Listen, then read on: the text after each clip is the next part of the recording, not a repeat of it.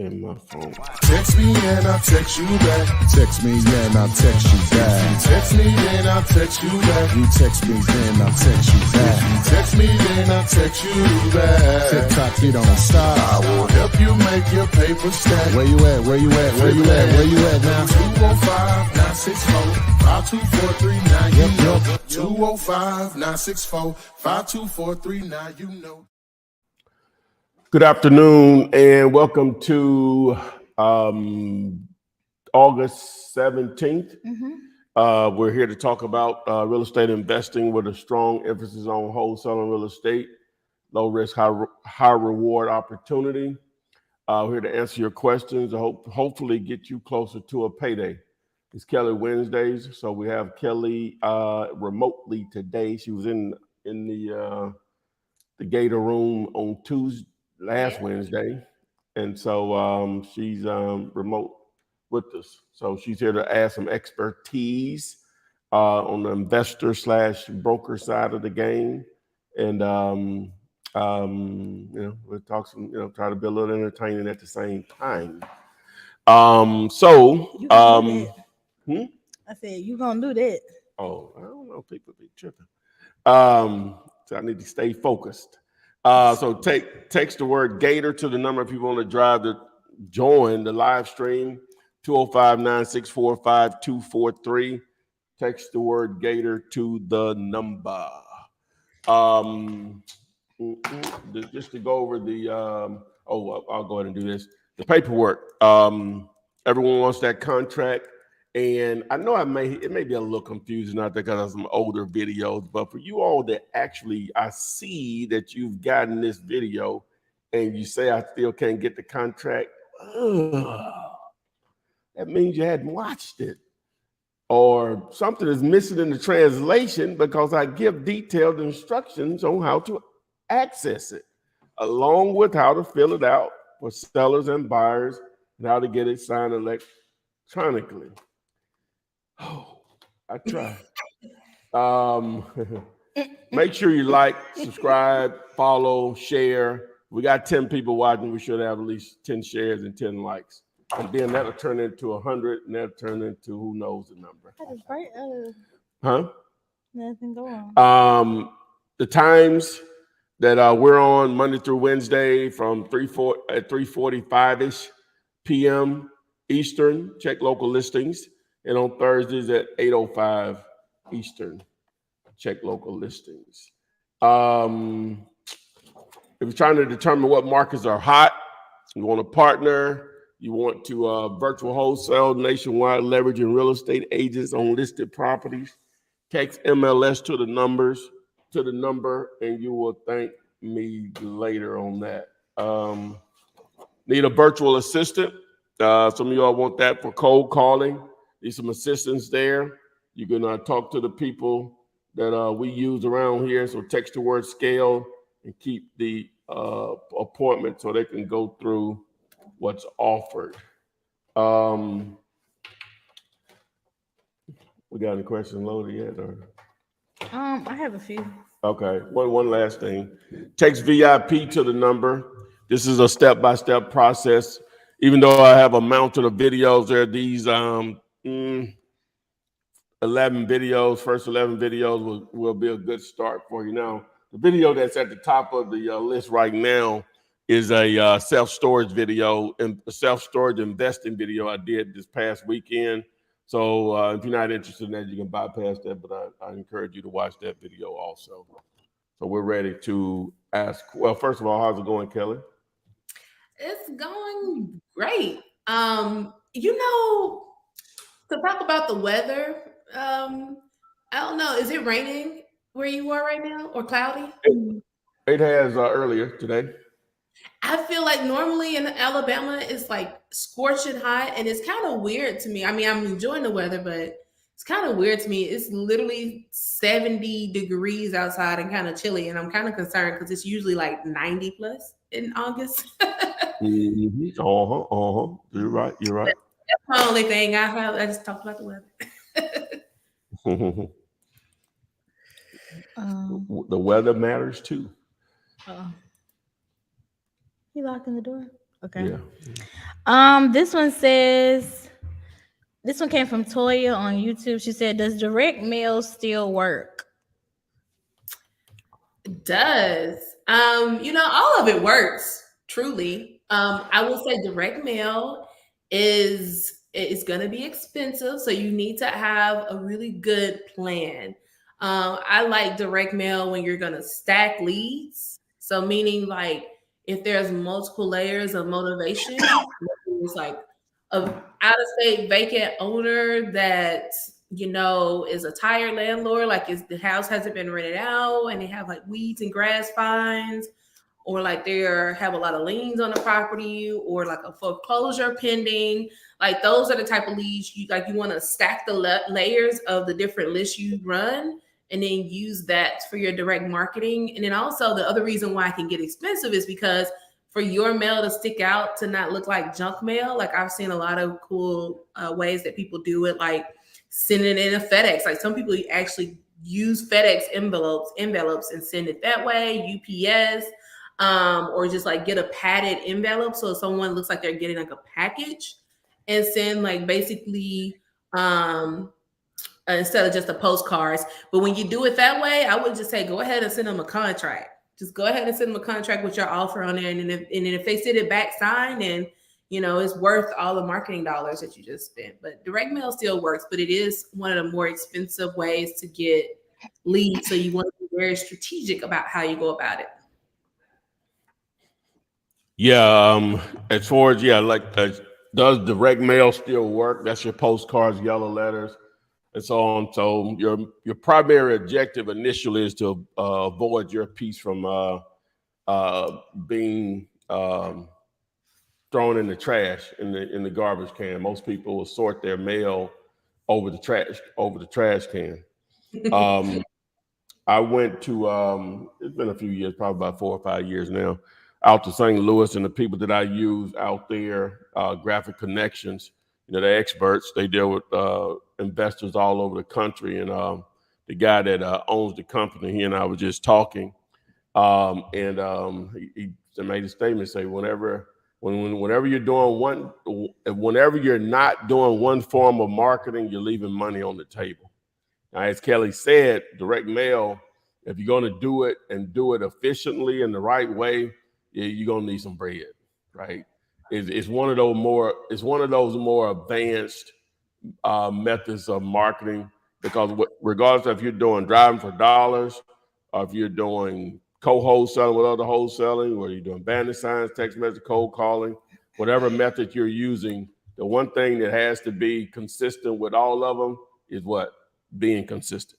You have to be locked in on it. So with direct mail, if you're not prepared to probably do it for about 4 months straight, with probably a $3,000 a month budget, you probably get away with a little less. But in reality, they're probably about a $3,000 a month budget. Then it's probably something you don't really need to pursue. I'm not saying it can be done for less, but I'm just telling you, you got to be consistent on whatever form of marketing that you do, regardless of what it is and what it costs or not, it doesn't cost. So. All right. Let's see. This one says, it's from Illuminated Light on YouTube. She said, "How do we find out who owns the property?" Oh, there's several different ways. So free ways is if you have the address, you can go to your tax assessor's website, and you can look up a lot of tax assessor websites have a way that you can search the address, and then the address will take you to the owner of record that's on the deed of the property. So you can find it that way. That's free. Everybody has that access to that because it's just a Google search away. There are some apps that you can use that will, if you put the address in there, they'll find it for you. And so you can use those apps. And I'll let Ty tell you some apps that he uses, but there's a lot, because there's a lot of them out there. But is that finding who owns it is pretty simple, especially if you go to the tax assessor website. Yeah, finding out who actually owns the property, that's not that difficult, because again, you can access the she said the tax assessor's website. The only thing is, all tax assessor websites are not built equally. in the sense that like I started this back in 2003, and one of the main counties in this market, which is Jefferson County, that website has not changed since I started. That's 20 years ago, right? So I would assume that it's probably the first time they put stuff online, they put a site up, right? So whatever the late 90s, and that's where it's been ever since. So it's not that easy to maneuver through, but it's free. So let's keep that in mind. It's free, so you have to figure it out, even if you have to actually go down to the courthouse and get somebody to show you how to maneuver through it or whatever. Now I'll figure it out, but because that's whatever. But some people may not be able to figure it out. Now, but I have looked at websites in other counties and other states or whatever, and it's pretty good. You know what I'm saying? So it's a hit or miss thing that your taxes are paying for. But that's the free way to do it. Because if you're just trying to determine who owns it, then boom. But normally you're not stopping there. So you're going to probably need another tool, even if it's a free tool, to figure out, number one, if you're going to try to call them to get a phone number. Sometimes it's just as simple as a Google search. You have their name, you have their mailing address, whether it's the property address or not, and you just Google it and the number just will be there or whatever. Sometimes it could be as simple as that. You use some of the free services out there. Just be careful with those, because the banners there could take you and lead and get you to download stuff you might not want to download or whatever. But and then you're going to have tools that you can pay for that does a lot more than that, which you'll need. Just text the word tool and you'll thank me later. This question came in on TikTok. How much for your one-on-one YouTube? Well, not to avoid the question, but I hate to put prices on stuff out there like that, because we got this word and it's been going around and we really haven't done anything with that. Inflation. And so that will eventually happen with my stuff too. It's just not happening now. Thinking about you. So I don't really put. That's today's price. Is not today's price. No, it's not today's price. That's word to Fat Joe. Yeah. So if you text me, I'll gladly send you over what the current options are there. But that's my butt for today. Everything is free right here. You got all. I like to make sure that I ain't turning down no money. Don't ever think that. But I like to make sure you understand what you're paying for, because literally everything you need to know is on my YouTube channel for free. Plus, then we do these 4 days a week or whatever, so you can ask your questions. You can join us on the lives and get even more detailed questions or multiple questions answered. I know it, unless I know if it were me, in 2003, I was, I won't say dead broke, but considering, I don't consider in your 20s making 40 something you broke. I don't, especially you don't have any kids. I don't. Was I in my 20s? No, I was in my early 30s. I don't consider that being dead broke. Not in Birmingham, Alabama. That's 20 years ago. Y'all think? Okay, so, but my point is, I would have probably exalted the free option first, but I'll engulf my stuff in the store. I'll do that now or whatever, and like I'll just, even though I know there's a paid option to do it, sometimes I'll do it to speed up the process if I want to learn something. But if they have a mountain of content like I have, which it's some options out there like that on different stuff that you may be interested in, I'm gonna normally engulf myself in it or whatever, So, but that's me, whatever. There it is. That's all I gotta say about that. Okay. This one came from Kenneth Sargent. From YouTube, he said, I would like to ask a question. What's the difference between prop stream system and the new real estate system on market to real estate agents? Okay, you're talking about prop stream and privy.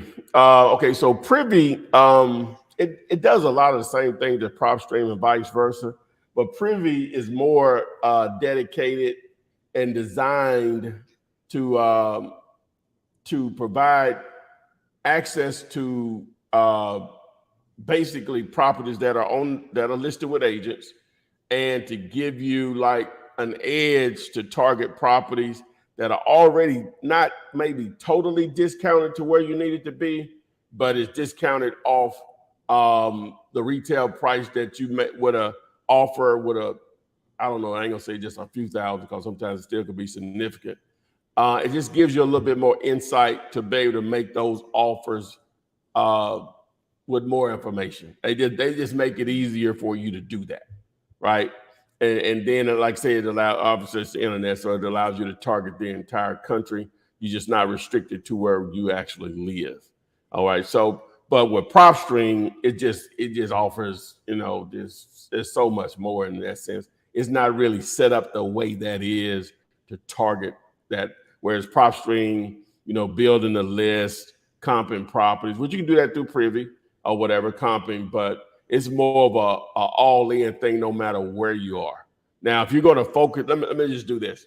If you're going to virtual wholesale, Privy, if you're going to mainly focus on your market, PropStream is going to be the better option. Let me just try to say it that way. They basically do a lot of the same things, but I can just simple ones. Even though PropStream, you can go anywhere with the information, you can target anywhere. I'm just saying it'll be better with PropStream if you're going to do stuff in your own market. Now, if you're going to do both, right? If you're going to target outside your market and your market, then PropStream is going to probably be better. Hopefully I explained that. So. All right. This one came from Alvin W. He said, is there a way to wholesale a family member's property that is being foreclosed on? It's a good question. Yes, but you got to act fast. So I would say where you are in the foreclosure, where they are in the foreclosure process. So usually there's a lease pendants that goes out. That's basically the notice that the house is about to be foreclosed on. There is a kind of like the adjacent of a due diligence period, but it's not really a due diligence period. It's just saying, like, announcing, because by law, the banks and the lenders have to announce and publicize that it's going to be foreclosed on and run it. So that's usually the better stage to get it. Honestly, the best stage is to get it if they have already missed, one or two payments and they know they're not going to be able to keep up with it anymore. And they kind of already make a decision. That's the best time before they get the notice. But if they got the notice, lease pendants is opened up, and then once it goes in lease pendant, then it's a pre-foreclosure. That means that now they're about to get it ready to go to the auction. Again, even though we are in a market where we are seeing a lot of shifts and there's a lot of inflation, you got to remember that houses are still holding value because this market is not about real estate market crashing like it was in 2009. It's more about everything else is happening. So real estate is still going strong in a lot of markets. So there's a lot of equity in these properties. So there's not a lot of, help from banks like it used to be back when foreclosures happen to stop a foreclosure, because they want the foreclosure to happen to get paid their money back. So I guess the short answer to your question is yes, it is. You need to know where they are in the process. Like if they're only 2 weeks out from foreclosure, it's going to be super tough, because I've been seeing a lot of, I've been hearing from my masterminds where it's banks that are literally not answering the phone, not calling anybody back, not working with anybody because they don't want to work on getting it resolved. They're basically pushing full steam ahead. So if it's really close to the foreclosure date, it's going to be super tough. I'm not saying impossible. Nothing is impossible, but it's going to be very tough. But if it's in the earlier stages, then you want to go ahead and get a limited power of attorney form, and you can research it. Limited power of attorney, but basically you want to have that owner give you power of attorney over that particular property so that you can talk to the banks, talk to everyone to see what they need to get caught up is what they call, and then also in order to basically get them caught up on payments. And then once you can get them caught up on payments, you can bring a buyer in that will basically pay what they need to get caught up on payments, and then figure out a wholesale deal from there. But I hope I didn't confuse anybody on that. But the biggest thing is, where are they in the process? Are they at the very beginning, or are they about to go to auction in like in a few weeks or a few days? If it's auction in a few weeks or a few days, I mean, good luck. You may have to walk down to a bank and talk to someone in person with the owner and have money in hand that day to pay in order to stop it. Oh,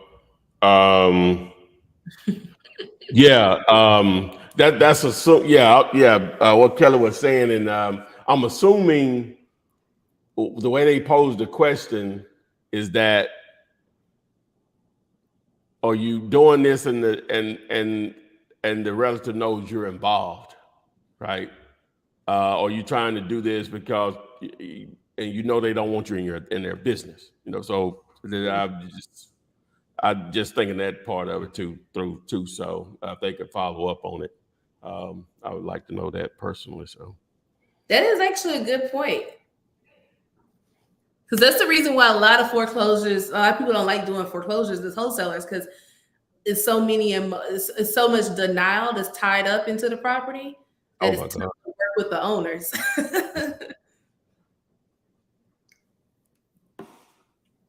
All right, this is on Instagram. What is the best way to estimate the amount of repairs for rehab? Everybody does it a little differently. I do it by just because I do it by the price per square footage of the house. So it really depends on, like, if you get with a general contractor, you can probably get their quotes and estimates and use that for that particular area, and then price out that by the square footage. So like if it's I do mine by buckets of cosmetic, moderate, heavy, total tear down. And it changes with the market because inflation, like Ty was saying. But I do it by what the average cost to repair items are by the square footage, and then I put it in buckets. Some people just put it in buckets. It doesn't matter what the price per square footage. If it only needs paint and some flooring, they assess a certain amount. If it needs a little bit more than that, they put it in a different bucket for a bigger amount. And if it's a total tear down, I put it in another bucket for a different amount. So everybody kind of does it differently. How do you do it, Ty? Well, I watched this guy for a couple of years back explain, just to try to simplify it. And this is not set in stone, and it's somewhat what you just said or whatever. Just and I only use a portion of really what he said to try to keep it simple with people. He said, just generally speaking, if it's livable, $25 a square foot. If it's not livable, $40. Now, if you get into more expensive area, obviously the labor should cost the same, but a countertop that goes in a D neighborhood is not going to be the same countertop that goes in an A neighborhood. So that's where the prices could get different in materials or whatever. But just generally speaking, and then if it's just a total rental property, you may not rehab it the same. Well, again, it starts to get into neighborhoods again. So that won't even matter. So that's just a general number. You can adjust it, based on, you say, hey, yeah, the house is livable, but it's 2,000 square feet. I don't think it's going to take 50 grand to fix this house. 25 times 5,000. 2,000 is 25 grand. 50,000. So you have to just be just reasonable about it. But generally speaking, that normally keeps you in the ballpark. And there's no exact number. You send out 3 contractors, you're gonna come back with 3 different bids. Period. You can tell them you can give them a sheet, say this is what I want done. They're gonna come back with 3 different bids, and they may not even be close. Right. So that's why I say it's just a generalization. You have to have something to go by. So on dealator.com, if you go there, under the calculators tab, there's a page there, a calculator for repairs. So yeah, it's sort of just difficult to do, or it's difficult in a sense, but you sort of keep it simple. Again, you just have to have a number that's somewhat in the range of what it possibly could cost, because it's not going to be an exact number. Because what Kelly would do on the renovation, I may not do the same thing. You see what I'm saying? So you just need a generalization. All right. We're back on Instagram. This person asks, how can I get around hard money lending, asking for money in the bank? That's a good question. And there's Go ahead. Go ahead.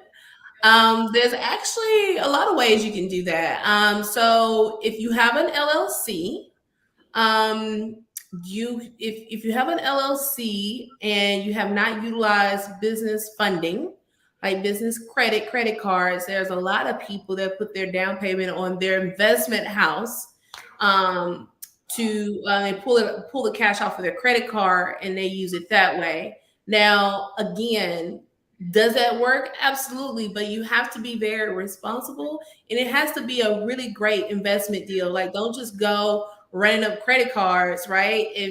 And not actually be a tie to a true asset and an investment.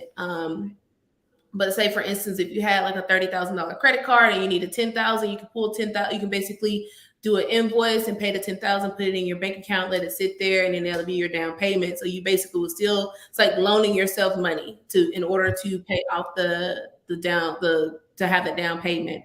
Or you can borrow money.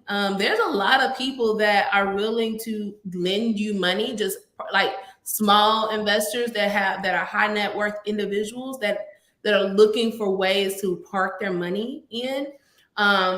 Because money sitting in your bank account, just looking at it, it's not working for you. So in order to make the money work for you, you can talk to people that understands investment, understands real estate investing, but necessarily doesn't want to be in real estate investing. And you can borrow the money. Now, there are usually going to be some interest associated with it, but they understand the deal. They understand why you need the money, and then they can loan you the money. Sometimes it's just about asking, but there's a lot of people out there that will definitely lend you money, and you can put it in your bank account and lend you money for like 30, 45, 60, 90 days, and then you just pay interest on it, and then you pay them back when the deal is done. Okay, so they're asking how to get around they're dealing with a hard money on them because they want the down payment. Yes. Yeah. Yeah. Okay, so do they mean they don't have any money, or they just don't have any money in the bank? Or that could be two different things. I guess my mind just be a little different. I'd be like, what are you really asking? You know what I'm saying? Because I guess I always, but that's different. Do you have the money? Like, you have the down payment, but you just don't have a bank account, or that's what I'm trying to figure out. So if you don't have the money, we'll just go through it. He said no. Well, he keeps saying no money in the bank. So do you have the money? Okay, the project is $100,000. They want 20% down. Do you have 20 grand? That's what I'm getting to. I'm trying to get this in real time here. He said yes. Oh, he got the money. Yes. So he has the money. Yes. Okay. All right. So that's a different solution. All right. So now, do you have anyone in your circle in your circle? That's tough, because now they'll see that deposit just made or whatever. So he said that so he has the money, but they want to see the extra funding in the bank application. Oh yeah. Yeah. So they'll want to see like a certain amount of months down the road payments in your bank account. Some money lenders don't require that, but some do. Oh, okay. So they want to see all the money they basically want to see all the money you're gonna owe them over the life of the deal. From the down payment, the closing costs, and all the interest payments, or however they're doing it. I'm assuming that's what they're. So it sounds like you actually don't have enough money for it. And then, like Kelly said, you just need to probably find a different hard money lender or whatever. I wouldn't encourage you to do that. That's cutting it tight. Unless you just really skilled at contract. If you're gonna do the work yourself and they're okay with that, then I would probably roll with that. But boy, you talking about if that's all the bread that you have and you're gonna go down that road, there's some better options out there than that. You gotta please know what you're doing on that. Or you get the wrong contractor, that could get ugly. I'm just saying. All right. This one came from Kevin Fair on YouTube. They said, Ty, do you have any connections to buyers in New Orleans? Dang, do I got somebody? Oh, well, yeah, I got my man on what's his name. So yeah, if it's a deal, yeah, we can make it happen for sure. Okay. This one came from Facebook. They said, why is it when the individuals are having financial issues and the deal still lags and drags, you contact the out-of-state owner and communication is still none and sporadic? Not sure what they mean. You? I think it sounded more like she venting, but Yeah. you know, in general, though, it sounds like you also have. I would think about even though they have financial issues, that doesn't motivate everyone to sell their property. So you may have your seller may not be motivated enough because they can have financial issues and that still doesn't motivate them enough to come up with a solution or work through the solution. Going back to foreclosures, which you see that a lot.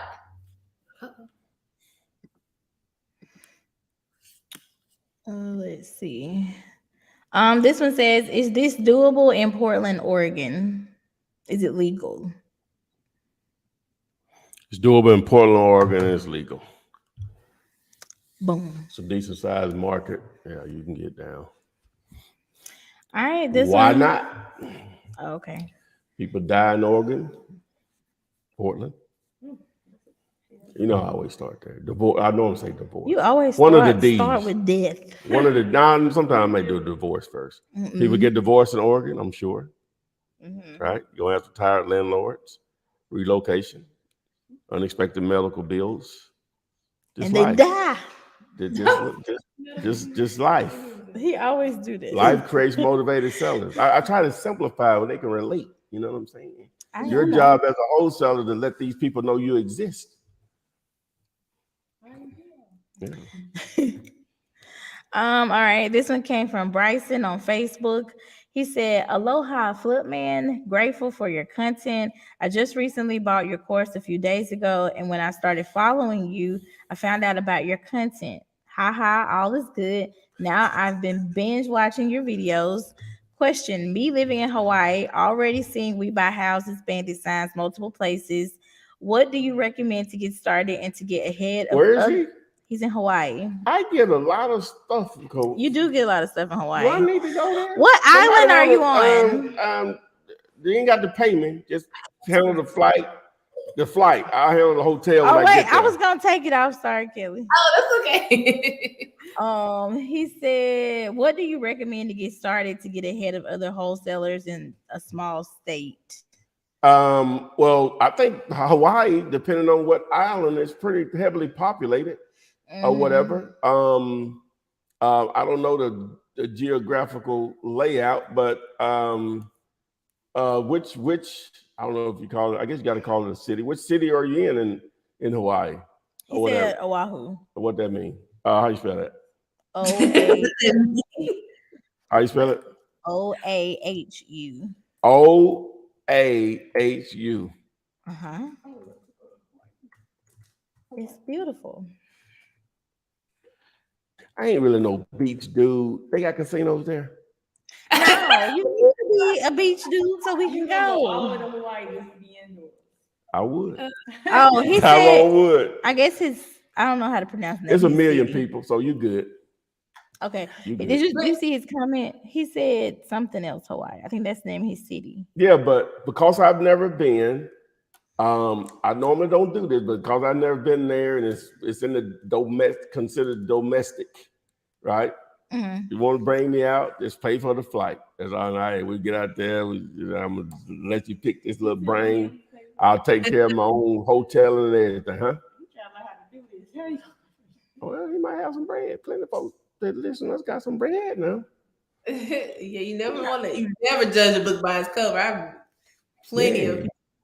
Yeah. So what should you do if you live in a small area? This ain't small. Oh, okay. I was trying to get you to answer his question. Actually, huh? It's not small. Okay, so what should you do if you feel like your area is oversaturated with bandit signs? They got bandit signs in Hawaii. He just said that. You ain't listened to the question. Guess what that means? Oh, Lord. You know, you think? Do you think? What's his name? Bryson. Bryson. Do you think people stop opening coffee shops because Starbucks exists? No. The new ones open all the time. Places that sell hamburgers. You think they stop opening hamburger places because McDonald's, Burger King, Wendy's exist? No, they still, mom and pop still open and get down. Don't y'all have some places y'all go eat hamburgers besides them places? Hamburger heaven. Hamburger heaven. There you go. I'm teared up every time. Huh? It's enough. Trust me. I bet they living well. They are living well. He said, when you planning on flying out? When you buy the ticket. Okay. All right. When you buy the ticket, I'm coming. Okay. Look, Ty, you messing with the team. Huh? Throw that in. You got it. Say what? You said, me, you got it. Might have, but I ain't coming. You might be right, but I want to add something though to Bryson on that. Collaboration equals compensation. So don't even think about these people as like being your competition. I think I was telling you, Ty, I used to call bandit signs all the time and tell them, hey, what do you got? Do you need any buyers? What do you need? Because the only way that you're really successful is if you working with other people in your industry, and because it may be something that you have that they don't have, and vice versa. So collaboration equals compensation. Don't think that the other person is your competition, because there's enough bread out there for everyone, even in Hawaii. All right. He said, plan on the visit soon. okay, make it happen, man. Look, he's nothing without a team though. Oh, so they got casinos out there. Tickets bought. You're supposed to be relaxing. You can't spend money every time you go somewhere. Yeah, sure. I'm positive. Oh, you gonna spend some money out there? Oh, you gonna spend some money there? Yeah, that's what I'm saying. But you ain't gotta do it at the casino. It's other stuff to do. I would do other stuff, but it just, trust me, I would do other stuff. I'm not finna get in the water, so that's not happening, right? You don't get in the water. You don't like going to the beach? I'm not going to get in the water. Why? You don't put your toes in the water in the I sand. can't swim, so if you can't do something, it's dangerous. You know, water is the most destructive thing on this planet. It sounds like an excuse. It sounds like death. No, wait, even at the edge of the beach, you won't put your toes in the sand in the water. You say what now? Even at the edge of the beach, you won't just put your toes in the feet in there. I might do that. I don't find any pleasure in that. When I went to a couple of weeks ago, when I had to down in Gulf Breeze for them few days in Pensacola Beach. I went and ate on the beach a couple of days. That count? Like, the restaurants like started to. And so one day it was sort of like it had just been raining. Well, it ain't no straight. It had just been raining and stopped by the time I finished eating. So, like the sand was still sort of what you call it? I guess you would say a little muddy or whatever, sort of, so I was going to go to the beach. So when I went outside before I decided to take an Uber back to the hotel, I was like, I'm not going to put my feet in this mud.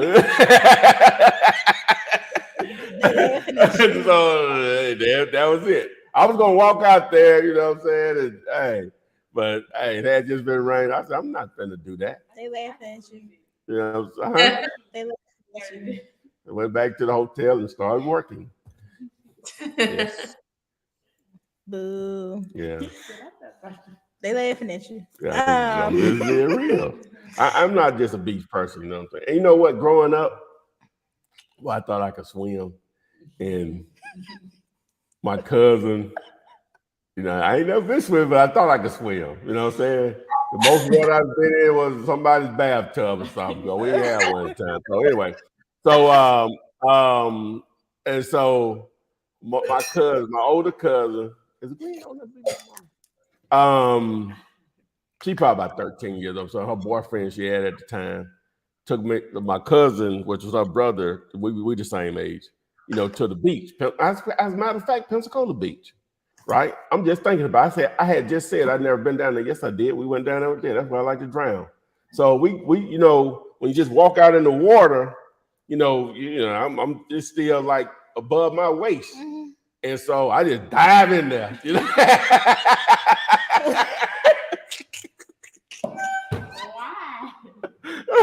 I just dive in there. I know my mama watching that. She said, I don't know nothing about this. I already know what she's saying.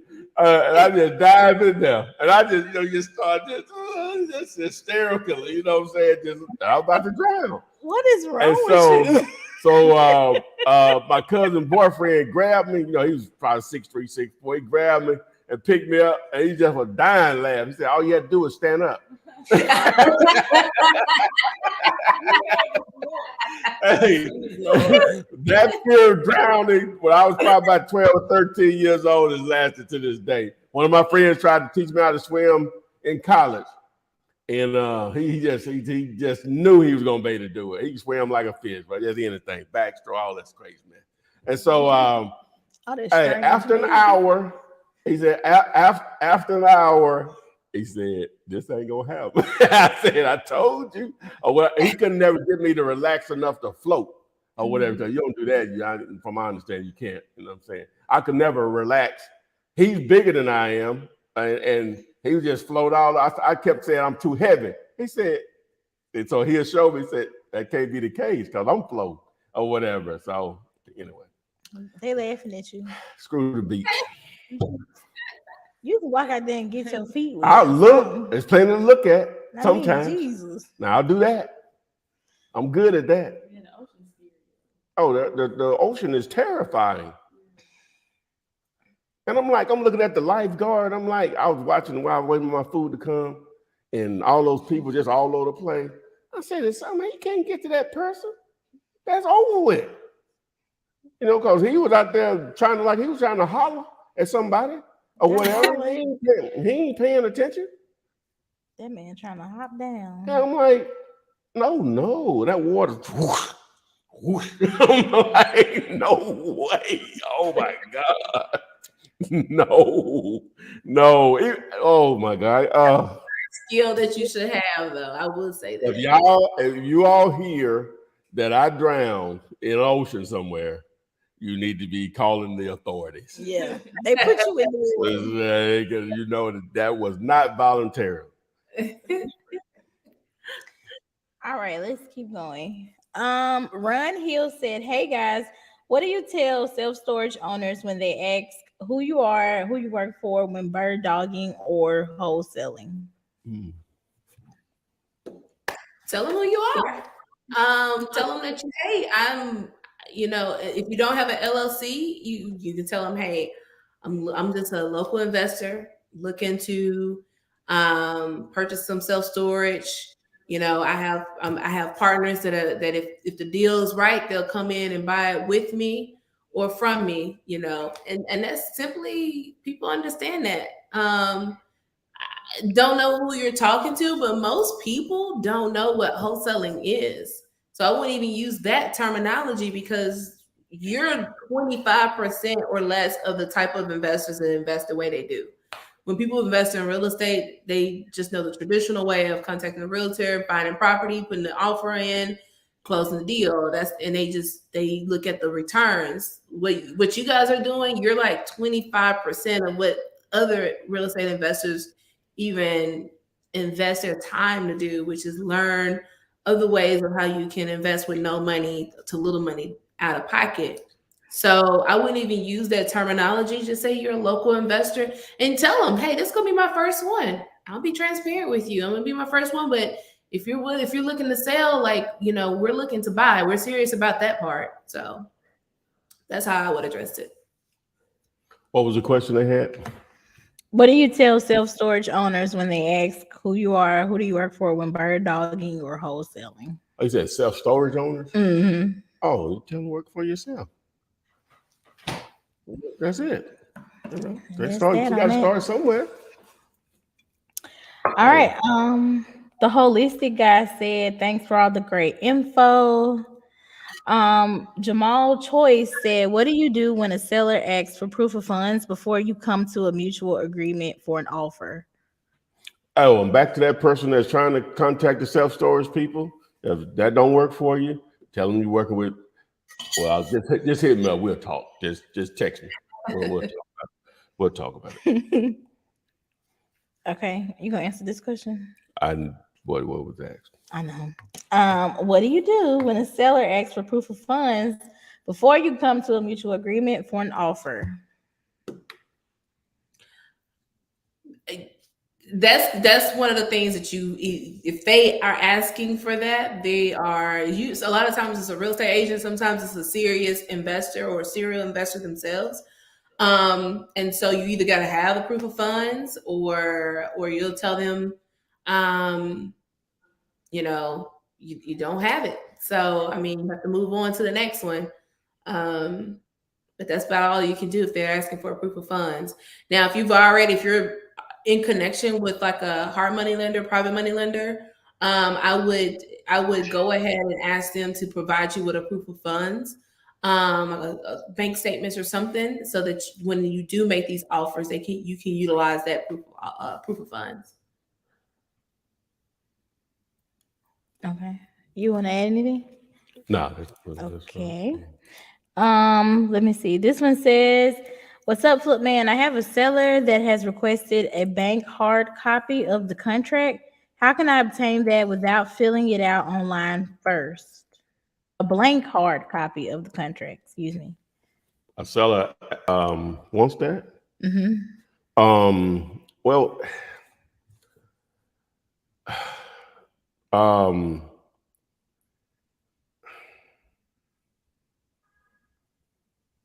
trying to think of a way to do it for you.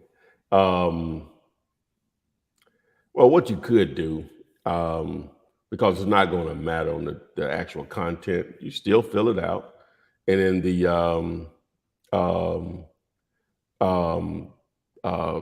areas where you have to put like money or whatever, a price or something, just put zeros there.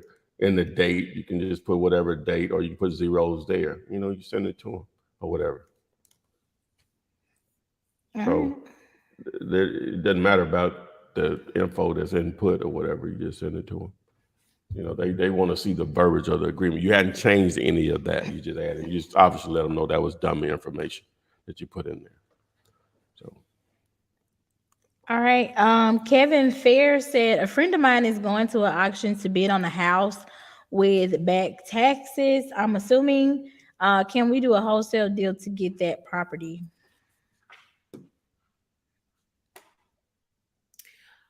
Maybe. It depends on the state. So you're going to an auction, and I'm assuming it's to bid on a house that has back taxes. I didn't think it was tax season yet. So usually that happens, it's already passed. So I don't know what state you're in, because bidding on a house that has back taxes or a tax lien or anything like that on there, I need to know exactly what type of auction you're going to. If it's a tax lien auction, because I thought that season was over for all, but it may differ in different states because everybody's different. But can you wholesale that property? Yes, but it's not going to necessarily be the quickest way to wholesale it, because you have title. You have to basically cure the title. So if they have back taxes, usually, there's not going to be a general warranty deed that they can issue. It'll be either a special warranty, or someone have to quit claim you the deed to it in order to wholesale it. So I would say, for your specific state, I would actually advise you just to talk to a title agent so they understand what you're doing and what type of title you'll be issued. So then they'll understand like how they'll be able to issue basically a cured title or insurable title, so that you can then wholesale it, because it'll be a problem if you can't wholesale a property that can't get lending towards it, or things, different things of that nature. People won't want it if they can't get a clear title on it. Okay. Let me know when you want to do the topic. All right. Okay. So today's topic, what is it? What if your cash buyer only has something? What if your cash buyer? What if your cash buyer only has a $50,000 budget? Mm. Oh, I get it. Okay. You get it now? Hmm. Okay. All right. So, in the scheme of things, $50,000 is not a lot of money as far as a potential fix and flip. It's not, right? If they're going to have, if they're not going to bring additional capital to the table. Now, in some markets, such as the Birmingham, 50 grand may be enough for a rental situation, right? They may get it from you for 10, put another 30 in it, and boom, they got a rental property. Okay, so, but that 50 could be leveraged into a pretty decent sized rehab divided by 20. That would leverage into about $250,000 worth of purchase, renovation costs, and holding costs, all in 250. So, and you would hope an ARV may be on something like that, maybe 350, 325, 350. So, if they had only $50,000 as a as a actual budget, you also can get them into maybe an owner finance deal. Again, that could be maybe on a property that could even possibly be a commercial property, a lower end commercial property, or even self storage. May find 20 or 30 units. Somebody wants to sell for a couple of $100,000, and that would be a decent sized down payment, to do some owner financing in that situation, or even possibly some lender financing too, depending on the property. So that 50 could be leveraged into, actual deals, but you would somewhat have to know that going in. Like, you may have met someone, or you may know someone that has $50,000 that they want to put somewhere as far as into real estate. And so now, if you know that going in, then that gives you some possibilities on what type of deals you can negotiate possibly to leverage that $50,000. And all in with them not having to bring any additional capital, it would have to be a very, very inexpensive property, and probably wouldn't. Uh, well, it could need some decent amount of repairs depending on the square footage, but that would have to be taken into consideration. So if your buyer only had 50 grand to work with, yeah, that could be a possible opportunity to still make money from it for you. Now, of course, whenever you're doing your numbers, you have to figure in how you're going to get paid on that transaction now. So whenever you would potentially try to leverage that 50,000 for someone. Now, again, that could be a good springboard to get them to the next deal, and the next deal after that deal closes, depending on what their exit strategy is and their actual goals are. But you could do something with it. It just, like I say, you would have to know that going in a lot of cases, so you can negotiate on your end. I'm assuming, like, if you're in the wholesale position, because the question was asked, what can you do with a buyer that has $50,000? So your thoughts, Kelly? Yeah, a lot of that you already said, owner financing, but I would even look at ways of how they can leverage even the 50K, because like 50K, but putting it into one house is not going to get you, even you or the buyer, a lot of return.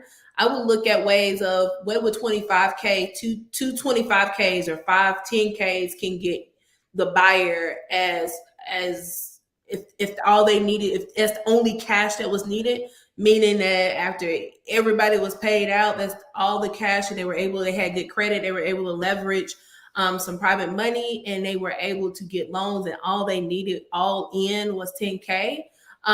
Then I would look at like how I can do that 5 times, or how I can leverage 25K 2 times. I would look at how I can leverage, because again, like Tyler was saying, like 50K is just not gonna buy you a lot of like property as an investment. So you got to figure out how you can make that money work harder for your investor. And that's why, I mean, even though wholesalers and realtors are different, but sometimes you got to think like, even realtors, I have to tell realtors that like, you got to think how you can help essentially your buyers, your client, you know, how you can help your client and how you can think outside the box to help them, you know, make their money work harder for them. And that's how I would look at it, is what would 25K all in get my buyer? And I can do that twice versus buying a $50,000 house that they done with, and it's not going to give them a lot of rent and probably more headaches than they want. All right. So yeah. Kelly, tell them. Unless they got it at the auction, now that's different. Oh yeah. Yeah. So Kelly, you got a thing. I'm doing it. Tell them how they can reach out to you.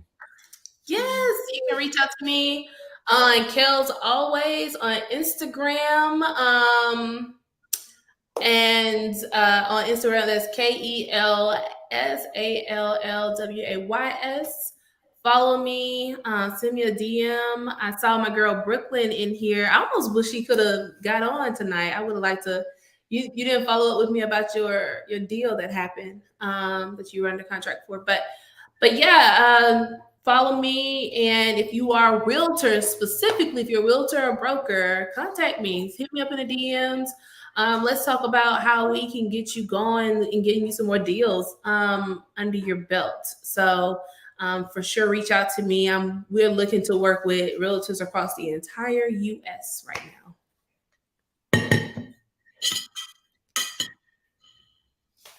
Okay. Ty. All righty, guys. You'd be like asleep. Huh? You'd be like asleep. No, I was responding to my bad. All righty, guys. So we've been rolling pretty hard. We appreciate everyone that joined us this afternoon. If you didn't get your questions answered, post it in the comment section of any video, and I answer those on a daily basis. I don't really have anything else to share. Tomorrow to be 8:05ish p.m. Eastern for Flipper North. I think it's 2:34, 2:35 or whatever. So make sure you join us. Like, share, follow, and subscribe. And we'll see you guys on the FLIPSIDE. Text me and I'll text you back. Text me, yeah, and I'll text you back. Text me and I'll text you back. You text me, then I'll text you back. Text me then I'll text you back. TikTok, you don't stop. I will help you make your paper stack. Where you at? Where you at? Where you at? Where you at now? 205-964-5243. Now you know.